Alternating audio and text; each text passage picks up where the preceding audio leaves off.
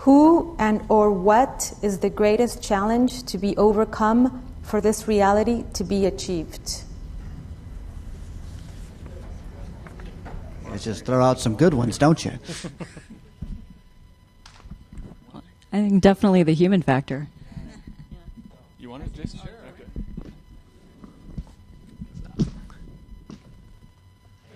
Okay. So I see Stanton, the whole table come flying. It'd be great.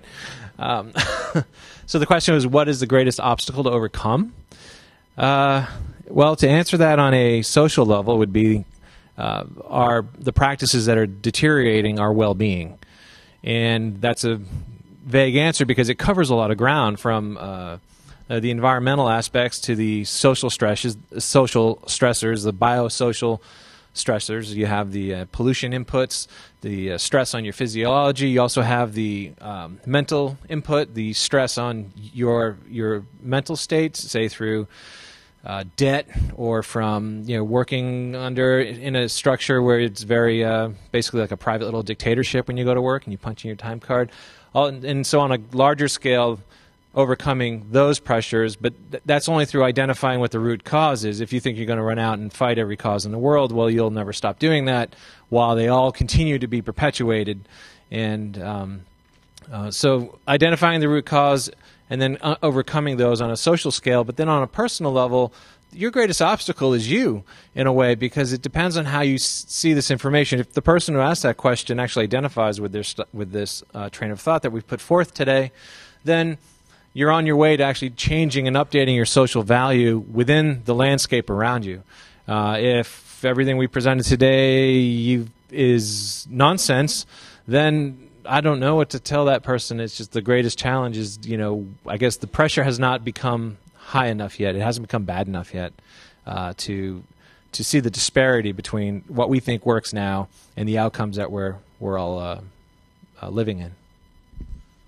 Yeah, excellent points. And just to stem off of that, it's all about realizing your own power. Realizing.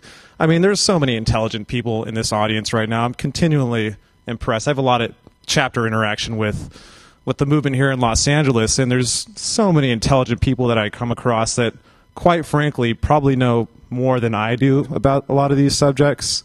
And it's just about stepping into your own power and stepping into your own, doing something with that intelligence and channeling it and realizing, yeah, you can do public activism. I was never an activist before any of this stuff, but it's just, and I'm not totally comfortable doing this stuff yet. But it needs to happen. So it's really a lot about, what Jason said, values, what you value, what you do with your time, and committing to that and realizing that this is a long process, and just enjoy creating social change. I can't imagine, anything more fun than doing that. So.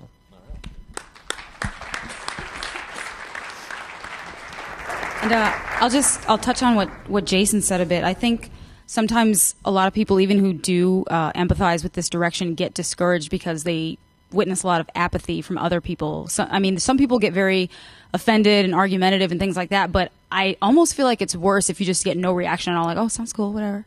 It's like, this is kind of a big deal.